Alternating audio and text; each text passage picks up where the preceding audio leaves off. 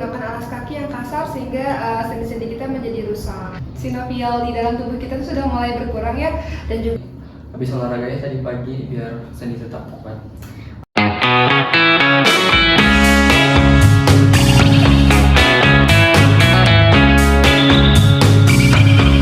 Di Gria Pharma Healthcast dengan saya Mesa Nurwali Bunga Putri sebagai host. Kali ini kami akan membahas topik mengenai permasalahan yang sering dikeluhkan oleh usia 40 tahunan. Salah satunya nyeri sendi. Di sini saya tidak sendiri. Saya bersama dua apoteker hebat yang akan membahas mengenai nyeri sendi pada usia 40 tahunan. Ya, di sini ada apoteker Tegar dan sama apoteker Indah. Selamat siang apoteker Indah, apa kabar? selamat siang Kak Mesa, kabar baik. Semoga teman-teman di rumah juga kabarnya sehat dan tetap semangat ya. Oke, baik ya. Sekarang ada apoteker Tegar nih. Apa kabar Kak? Alhamdulillah luar biasa Kak Mesa, apalagi habis olahraganya tadi pagi biar sendi tetap kuat. Oke, pas banget nih, cocok ya kegiatannya Kak Tegar sama apa yang mau kita bahas kali ini. Oke, langsung aja ya kita mulai.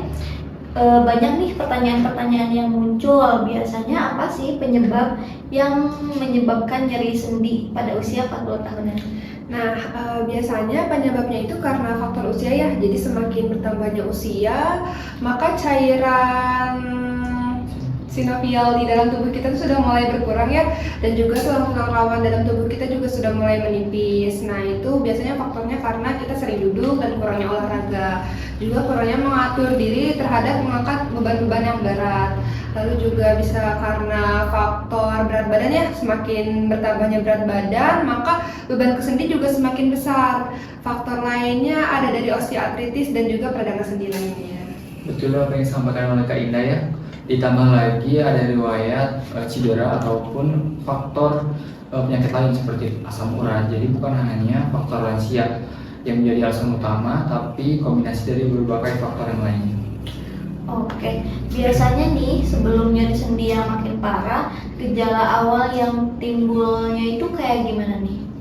Kalau untuk pertama kali itu biasanya kayak badan terasa kaku pada saat pagi hari, kemudian badan berbunyi kerak pada saat digerakkan, kemudian nyeri-nyeri atau pegal-pegal setelah beraktivitas ringan.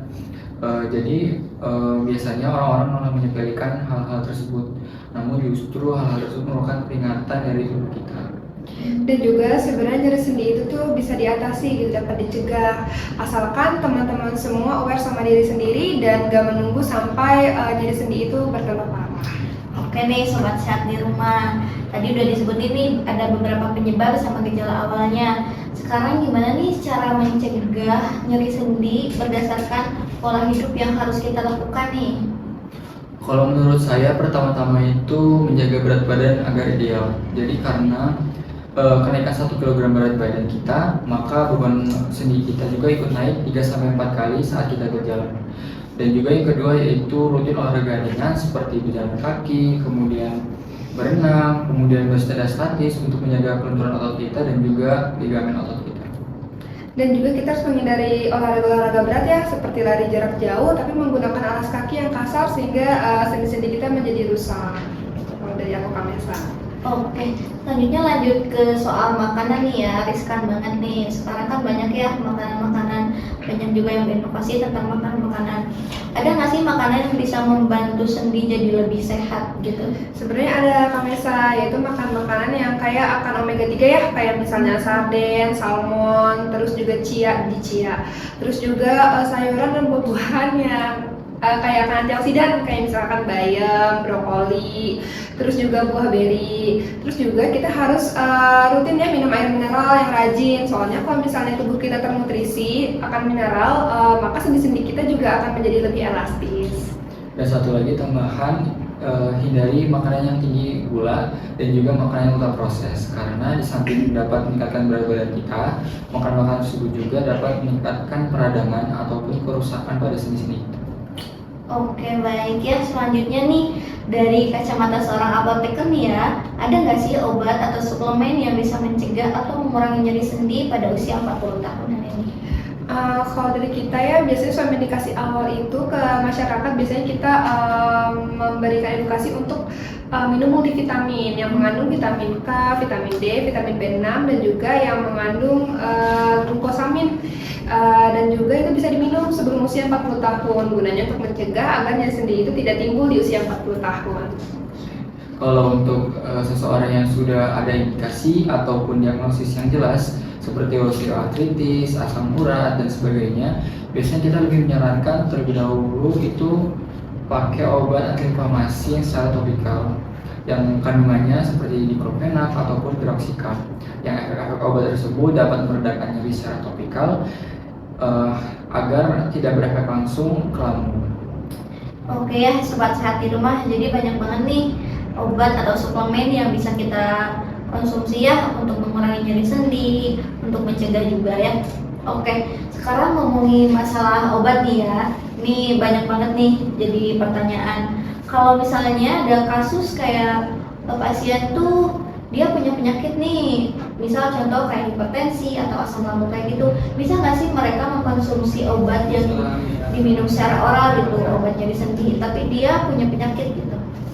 Kalau untuk mengkonsumsi obat masih boleh, asalkan dalam pengawasan dan juga hati-hati, karena obat-obatan tersebut mungkin dapat meningkatkan tekanan darah ataupun dapat mengiritasi lambung. Jadi amannya kita konsultasikan dulu ke dokter, maka dokter akan meresepkan obat-obat antiinflamasi yang tidak mengiritasi lambung, apalagi nyerinya itu bersifat kronis ataupun berat.